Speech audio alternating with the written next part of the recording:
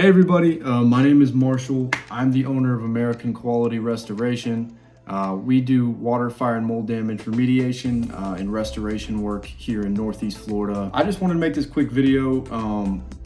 I moved out here to Florida last summer, so I'm about a year in business. I came here with my life savings, a trailer full of equipment that I saved up for, and a dream, essentially. And Angi, they reached out to me a couple times, and I was a little skeptical at first, but it has been nothing short of incredible. I mean, starting out with no connections here, they were sending me leads for mold remediation and flood cleanups and water leaks in houses, and it was one of the things that kind of catapulted my company into where it is now, and it's incredible.